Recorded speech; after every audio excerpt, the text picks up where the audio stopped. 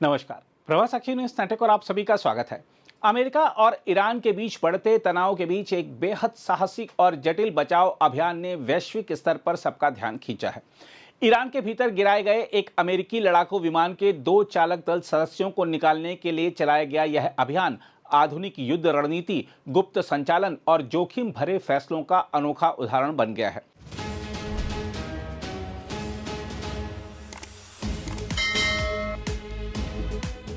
हम आपको बता दें कि शुक्रवार को ईरान के इस्फहान प्रांत के ऊपर उड़ान भर रहे अमेरिकी लड़ाकू विमान को ईरानी हमले में निशाना बनाया गया। विमान के 2 पायलट समय रहते बाहर निकल गए, लेकिन वह दुश्मन के इलाके में अलग अलग स्थानों पर उतर गए। पहले पायलट को कुछ ही घंटों में सुरक्षित निकाल लिया गया, लेकिन दूसरे सदस्य यानी हथियार विशेषज्ञ को बचाना बेहद चुनौतीपूर्ण साबित हुआ। यह अभियान केवल एक सामान्य बचाव मिशन नहीं था, बल्कि इसमें खुफिया एजेंसियों, विशेष बलों और अत्याधुनिक तकनीक का समन्वय देखने को मिला। अमेरिकी विशेष बलों ने रात के अंधेरे में ईरान के भीतर गहराई तक प्रवेश किया।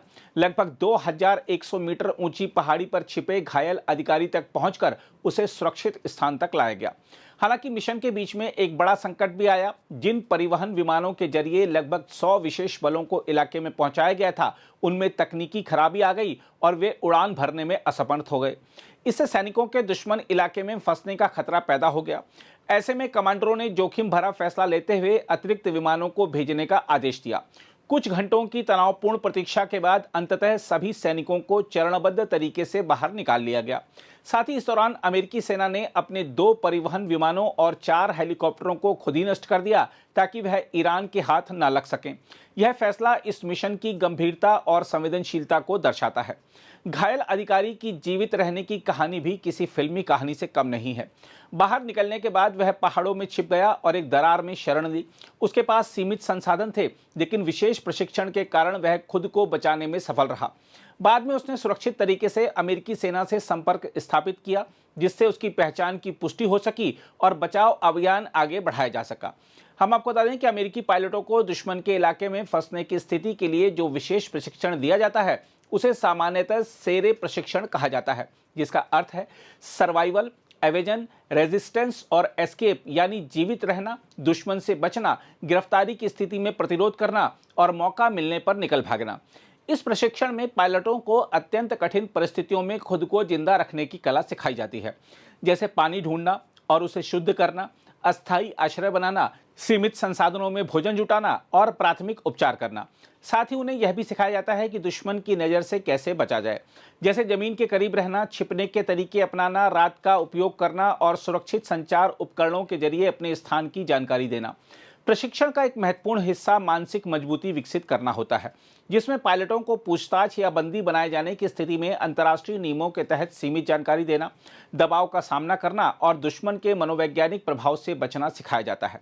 इसके अलावा उन्हें भागने की योजना बनाना, रास्तों की पहचान करना और बचाव दल से संपर्क स्थापित करने की रणनीतियां भी सिखाई जाती हैं। कुल मिलाकर यह प्रशिक्षण पायलटों को इस लायक बनाता है कि वह अकेले, घायल या संसाधनहीन होने पर भी दुश्मन के इलाके में लंबे समय तक जीवित रह सकें और सही समय पर सुरक्षित वापस लौटने की संभावना बनाए रखें। हम आपको यह बता दें कि ईरान की ओर से भी इस दौरान व्यापक स्तर पर खोज अभियान चलाया गया था। स्थानीय लोगों से अपील की गई थी कि यदि उन्हें कोई दुश्मन पायलट दिखे तो उसे पकड़कर अधिकारियों को सौंपें। इनाम की घोषणा भी की गई, जिससे इलाके में खोज और तेज हो गई, लेकिन अमेरिकी खुफिया एजेंसी ने इस बीच एक भ्रम फैलाने वाली रणनीति अपनाई। ईरान के भीतर यह संदेश फैलाया गया कि लापता अधिकारी को पहले ही ढूंढ लिया गया है और उसे कहीं और ले जाया जा रहा है। इसके साथ ही अमेरिकी सेना ने इलेक्ट्रॉनिक संकेतों को बाधित किया और कुछ प्रमुख रास्तों पर हमले किए, ताकि कोई भी व्यक्ति उस क्षेत्र तक ना पहुंच सके। इस मिशन के दौरान अमेरिकी हेलीकॉप्टरों पर भी हमला हुआ। 2 हेलीकॉप्टरों को नुकसान पहुंचा, लेकिन वे किसी तरह सुरक्षित वापस लौटने में सफल रहे। दूसरी ओर ईरान ने दावा किया कि उसने अमेरिकी अभियान को पूरी तरह विफल कर दिया और कई विमानों को मार गिराया। ईरानी मीडिया में जले हुए विमान के मलबे और धुएं की तस्वीरें भी दिखाई गई। हालांकि अमेरिका का कहना है कि उसने अपने उपकरण खुद नष्ट किए ताकि वे दुश्मन के हाथ ना लगें।